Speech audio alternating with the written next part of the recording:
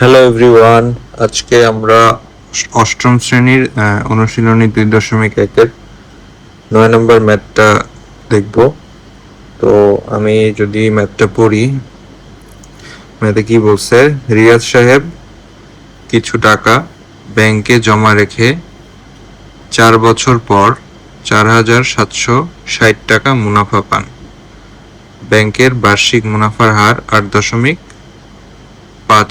টাকা হলে তিনি ব্যাংকে কত টাকা জমা রেখেছিলেন।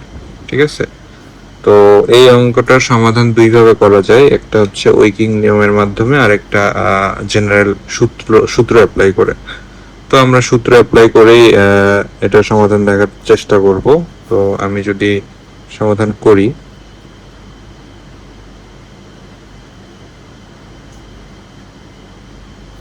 সমাধান, তো এখানে আমাদের দেখতে হবে যে আমাদের কাছে কি কি ডেটা দেওয়া আছে বা কি কি তথ্য দেওয়া আছে যেগুলো আমাদের সমাধানে কাজে লাগবে।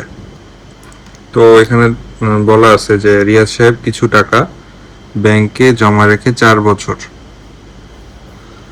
বছর পর 4,760 টাকা মুনাফা পান। ঠিক আছে, তার মানে 4 বছর, এটা কি, এটা হচ্ছে এন এর মান, তাই না, সময় এন এর মান, এবং হচ্ছে মুনাফা দেওয়া আছে কত, মুনাফা পান 4,760 টাকা। এটা হচ্ছে মুনাফা, আমরা কি জানি, মুনাফা আই, তাই না, এটা হচ্ছে আয়ের মান। ব্যাংকের বার্ষিক মুনাফার হার 8.50 টাকা, তার মানে মুনাফার হার কি দিয়ে প্রকাশ করা হয়, আর দিয়ে। ঠিক আছে, তাহলে তিনি কত টাকা জমা রেখেছিলেন, তার মানে আসল কত টাকা, এটা বের করতে বলছে। তো আমরা জানি আসলে কি দিয়ে প্রকাশ করা হয়, পি দিয়ে। ঠিক আছে, তো আমরা এখানে লিখে ফেলি যে দেওয়া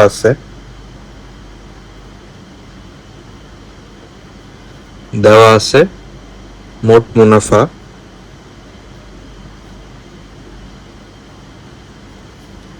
মুনাফা আয় সমান সমান 4,760 টাকা। তারপর আর কি দেওয়া আছে, সময় এন সমান সমান 4 বছর। ঠিক আছে, আর কি দেওয়া আছে, বার্ষিক মুনাফার হার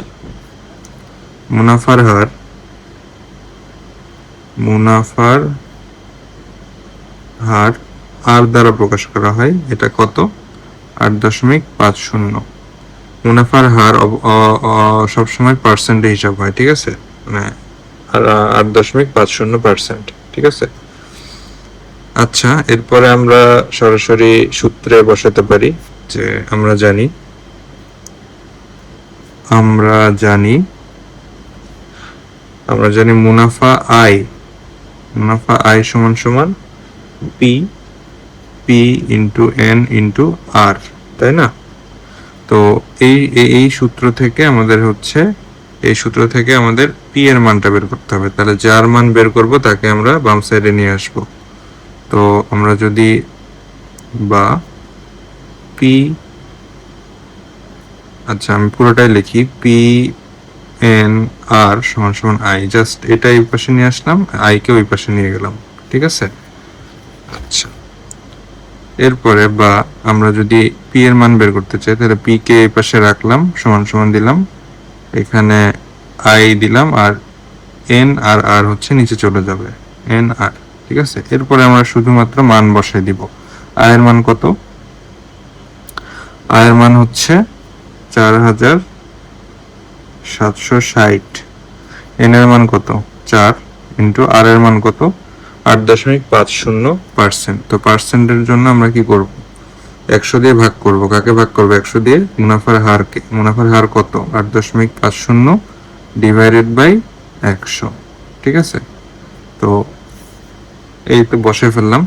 এরপরে এটাকে যদি ক্যালকুলেশন করতে চাই তাহলে কিভাবে করা যায়,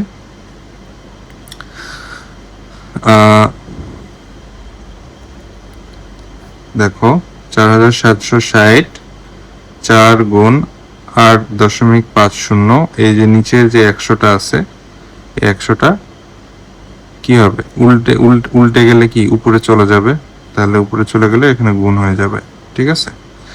তো এই হলো বিষয়। তো এটা যদি আমরা ক্যালকুলেশন করি,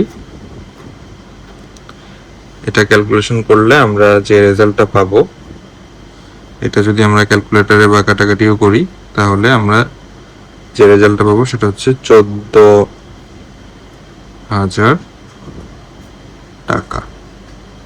তার মানে পি সমান সমান 14,000 টাকা, অর্থাৎ আসল হচ্ছে 14,000 টাকা। অর্থাৎ তিনি 14,000 টাকা ব্যাংকে জমা রাখছিলেন এবং 4 বছর পরে সেই 14,000 টাকা এবং মুনাফা সহ 4,760 টাকা, 14,000 টাকার সাথে তিনি মুনাফা পাইছিলেন হচ্ছে 4,460 টাকা, ঠিক আছে।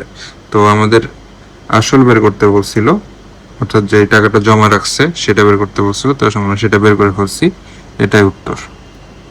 ধন্যবাদ সবাইকে। সামনের ভিডিওতে আমরা 10 নম্বর অঙ্কের সমাধান দেখব। ধন্যবাদ।